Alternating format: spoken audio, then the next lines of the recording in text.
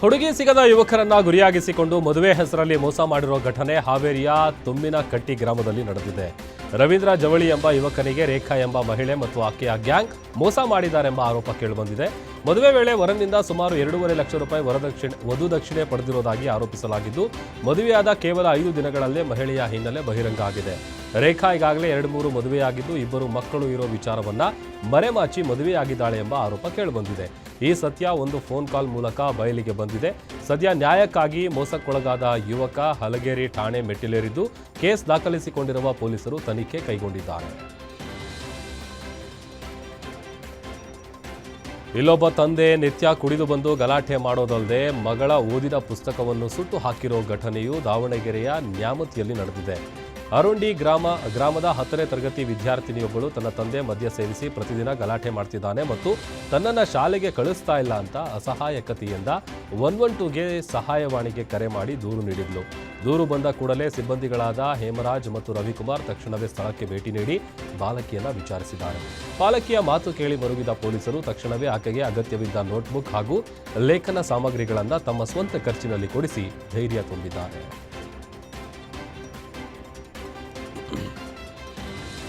ದಾವಣಗೆರೆಯಲ್ಲಿ ಕುಡಿಯುವ ನೀರಿನ ತೀವ್ರ ಸಮಸ್ಯೆ ಎದುರಾಗಿದ್ದು, ಬೇಸಿಗೆ ಆರಂಭಕ್ಕೂ ಮುನ್ನವೇ ಗ್ರಾಮಸ್ಥರು ನೀರಿಗಾಗಿ ಪರದಾಡುವ ಪರಿಸ್ಥಿತಿ ನಿರ್ಮಾಣ ಆಗಿದೆ. ಜಗಳೂರು ತಾಲೂಕಿನ ಗೊಲ್ಲರಹಟ್ಟಿ ಗ್ರಾಮದಲ್ಲಿ ಘಟನೆ ನಡೆದಿದೆ. ಕಳೆದ 8-9 ತಿಂಗಳಿಂದ ನೀರಿನ ಕೊರತೆ ಅನುಭವಿಸ್ತಾ ಇರುವ ಗ್ರಾಮಸ್ಥರು ಇವತ್ತು ತಾಲೂಕು ಪಂಚಾಯಿತಿ ಕಚೇರಿ ಮುಂಭಾಗ ಬಿಂದಿಗೆ ಹಿಡಿದು ಪ್ರೊಟೆಸ್ಟ್ ನಡೆಸಿದರು. ಗ್ರಾಮದಲ್ಲಿ ವಾರಕ್ಕೆ ಕೇವಲ ಒಮ್ಮೆ ಮಾತ್ರ ನೀರು ಬಿಡಲಾಗ್ತಾ ಇದ್ದು, ಕೇವಲ 2 ಗಂಟೆಗಳ ಕಾಲ ಮಾತ್ರ ನೀರು ಪೂರೈಕೆ ಮಾಡಲಾಗುತ್ತದೆ ಅಂತ ಗ್ರಾಮಸ್ಥರು ಆರೋಪಿಸಿದರು. ಅಲ್ಲದೆ 40 ಮನೆಗಳಿಗೆ ಒಂದೇ ನಲ್ಲಿ ವ್ಯವಸ್ಥೆ ಇರೋದ್ರಿಂದ ನಿತ್ಯ ನೀರಿಗಾಗಿ ಜಗಳಗಳು ನಡೆಯುತ್ತಿವೆ ಅಂತ ಆಕ್ರೋಶ ವ್ಯಕ್ತಪಡಿಸಿದ್ದಾರೆ. ಈ ಬಗ್ಗೆ ಅಧಿಕಾರಿಗಳು ಕ್ರಮ ಕೈಗೊಳ್ಳಬೇಕು ಅಂತ ಪ್ರತಿಭಟನಾಕಾರರು ಪಟ್ಟು ಹಿಡಿದಿದ್ದಾರೆ.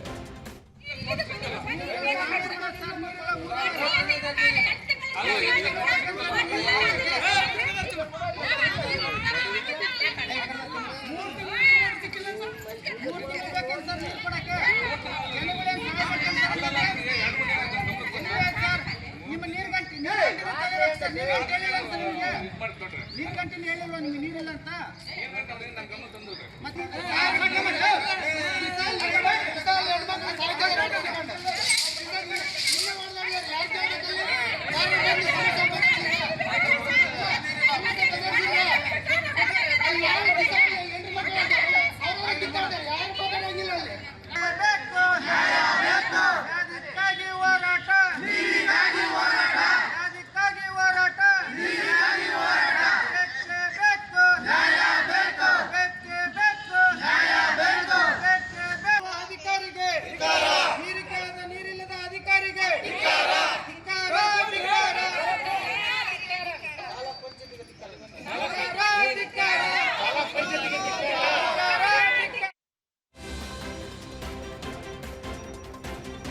ಮೂಲ ಸೌಕರ್ಯಗಳ ಕೊರತೆಯಿಂದ ದಕ್ಷಿಣ ಕನ್ನಡ ಜಿಲ್ಲೆಯ ಬೆಳ್ತಂಗಡಿ ತಾಲೂಕಿನ ಎಳನೀರು ಗ್ರಾಮಸ್ಥರು ದಿನನಿತ್ಯ ನರಕಯಾತನೆ ಅನುಭವಿಸ್ತಾ ಇದ್ದಾರೆ. ಸಂಸೆ ಎಳನೀರು ದಿಡುಪೆ ರಸ್ತೆ ಅಭಿವೃದ್ಧಿ ಕೇವಲ ಭರವಸೆಯಲ್ಲೇ ಉಳಿದಿದ್ದು, ಗ್ರಾಮಸ್ಥರ ಹೋರಾಟಕ್ಕೂ ಇನ್ನೂ ಫಲ ಸಿಕ್ಕಿಲ್ಲ.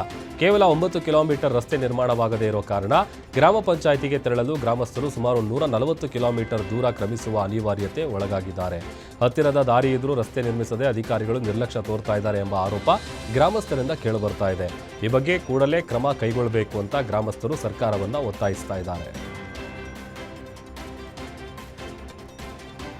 ಹಾಸನ ಜಿಲ್ಲೆಯಲ್ಲಿ ಮತಾಂತರ ಯತ್ನ ನಡೆದಿರುವುದು ಅನುಮಾನಕ್ಕೆ ಕಾರಣ ಆಗಿದೆ. ಧರ್ಮಸ್ಥಳಕ್ಕೆ ಪಾದಯಾತ್ರೆ ಮಾಡುವ ಭಕ್ತರು ಸಂಚರಿಸುವಂತಹ ರಸ್ತೆ ಇಕ್ಕೆಲೆಗಳಲ್ಲಿ ಕೆಲವು ಪುಸ್ತಕಗಳು ಪತ್ತೆಯಾಗಿದೆ. ಹಾಸನದಿಂದ ಬೇಲೂರಿನವರೆಗೆ ಪಾದಯಾತ್ರೆ ಮಾರ್ಗದ ರಸ್ತೆ ಬದಿಗಳಲ್ಲಿ ದೇವರನ್ನ ತಿಳಿಯುವುದು ಹೇಗೆ ಎಂಬ ಶೀರ್ಷಿಕೆಯ ಪುಸ್ತಕಗಳು ಪತ್ತೆಯಾಗಿದ್ದು, ಭಕ್ತರ ಗಮನ ಸೆಳೆಯುವ ಉದ್ದೇಶದಿಂದಲೇ ಇವುಗಳನ್ನು ಉದ್ದೇಶಪೂರ್ವಕವಾಗಿ ಇಡಲಾಗಿದೆ ಎಂಬ ಅನುಮಾನ ವ್ಯಕ್ತವಾಗಿದೆ. ಸ್ಥಳಕ್ಕೆ ಬೇಲೂರು ಪೊಲೀಸರು ಭೇಟಿ ಕೊಟ್ಟು ಪರಿಶೀಲನೆ ನಡೆಸಿದ್ದಾರೆ. ಪುಸ್ತಕಗಳು ಹೇಗೆ ಬಂದವು, ಯಾರಿಟ್ಟಿದ್ದಾರೆ ಎಂಬ ಕುರಿತು ಪೊಲೀಸರು ಸದ್ಯ ತನಿಖೆ ಆರಂಭಿಸಿದ್ದಾರೆ.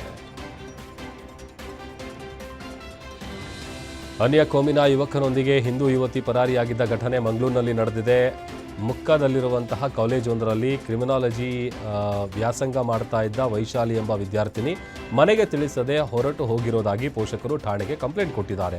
ವೈಶಾಲಿ ಮೊಹಮ್ಮದ್ ಮಿದ್ಲಾಜ್ ಎಂಬ ಯುವಕನೊಂದಿಗೆ ತೆರಳಿರುವ ಶಂಕೆ ವ್ಯಕ್ತವಾಗಿದ್ದು, ಕೇರಳದ ವಯನಾಡ್ ರಿಜಿಸ್ಟರ್ ಕಚೇರಿಯಲ್ಲಿ ಜನವರಿ 31ರಂದು ರಿಜಿಸ್ಟರ್ ಮದುವೆಯಾಗಿರುವುದಾಗಿ ತಿಳಿದುಬಂದಿದೆ. ಸದ್ಯ ಮಗಳು ಸಂಪರ್ಕಕ್ಕೆ ಸಿಗದೇ ಇರುವ ಹಿನ್ನೆಲೆ ವೈಶಾಲಿಯ ಪೋಷಕರು ಸೂರತ್ಕಲ್ ಠಾಣೆಯಲ್ಲಿ ದೂರು ದಾಖಲಿಸಿದ್ದಾರೆ. ಗ್ಯಾರಂಟಿ ನ್ಯೂಸ್ ವರದಿಯ ಬಿಗ್ ಇಂಪ್ಯಾಕ್ಟ್ನಿಂದಾಗಿ ಕರ್ನಾಟಕ ವಿಶ್ವವಿದ್ಯಾಲಯ ಧಾರವಾಡ ತನ್ನ ನಿರ್ಧಾರವನ್ನು ಬದಲಿಸಿದ್ದು ಸಂಶೋಧನಾ ವಿದ್ಯಾರ್ಥಿಗಳಿಗೆ ದೊಡ್ಡ ಮಟ್ಟದ ಸಮಾಧಾನ ತಂದಿದೆ. SC/ST ಸಂಶೋಧನಾ ವಿದ್ಯಾರ್ಥಿಗಳಿಂದ ಪಡೆಯಲು ಉದ್ದೇಶಿಸಿದ್ದ ಹೆಚ್ಚುವರಿ ಶುಲ್ಕವನ್ನು ವಿವಿ ಕೈಬಿಟ್ಟಿದೆ. ಗ್ಯಾರಂಟಿ ನ್ಯೂಸ್ ಈ ಬಗ್ಗೆ ಸತತವಾಗಿ ದನಿ ಎತ್ತಿತ್ತು. ಈಗಾಗಲೇ ಹೆಚ್ಚುವರಿ ಶುಲ್ಕ ಪಾವತಿಸಿರುವ ವಿದ್ಯಾರ್ಥಿಗಳಿಗೆ ಆ ಮೊತ್ತವನ್ನು ಮರುಪಾವತಿ ಮಾಡೋದಾಗಿ ವಿವಿ ಆಡಳಿತ ಮಂಡಳಿ ಹೊಸ ಆದೇಶ ಹೊರಡಿಸಿದೆ.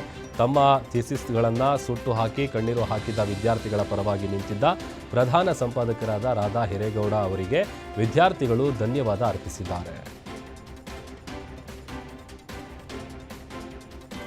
ಬೆಳಗಾವಿ ಜಿಲ್ಲೆಯ ಹುಕ್ಕೇರಿಯಲ್ಲಿ ಫೋರ್ಜರಿ ಪ್ರಕರಣ ಬೆಳಕಿಗೆ ಬಂದಿದ್ದು, ಹುಕ್ಕೇರಿ ಸಬ್ ರಿಜಿಸ್ಟ್ರಾರ್ ಮಡಿವಾಳಯ್ಯ ಬಾನಿಮಠ ಅವರನ್ನು ಪೊಲೀಸರು ಅರೆಸ್ಟ್ ಮಾಡಿದ್ದಾರೆ. ಈ ಕೃತ್ಯಕ್ಕೆ ಸಾಥ್ ನೀಡಿದ್ದ ಬಾಂಡ್ ರೈಟರ್ ಆನಂದ್ ದಡ್ಡಿಮನಿ ಕೂಡ ಬಂಧನಕ್ಕೊಳಗಾಗಿದ್ದಾರೆ. ಆರೋಪಿಗಳು ನಕಲಿ ದಾಖಲೆಗಳನ್ನು ಸೃಷ್ಟಿಸಿ 2 ಎಕರೆ 1 ಗುಂಟೆ ಜಮೀನನ್ನು ಅಕ್ರಮವಾಗಿ ಮಾರಾಟ ಮಾಡಿರುವ ಆರೋಪ ಕೇಳಿಬಂದಿದೆ.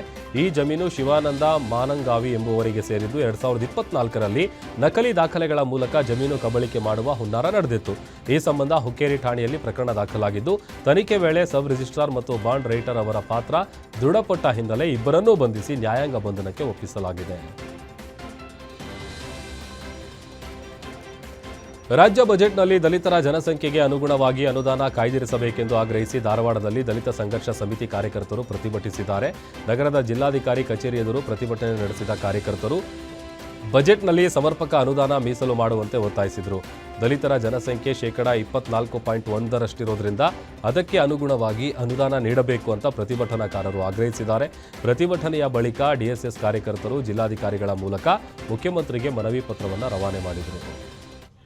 ಭೂಮಿ ಹೊಂದಿರದೆ ತೀವ್ರ ಆರ್ಥಿಕ ಸಮಸ್ಯೆ ಎದುರಿಸುತ್ತಿರುವ ಬಡ ಕುಟುಂಬಗಳಿಗೆ ಮಾಸಿಕ ರೂಪಾಯಿ 5,000 ಆರ್ಥಿಕ ನೆರವು ನೀಡಬೇಕು.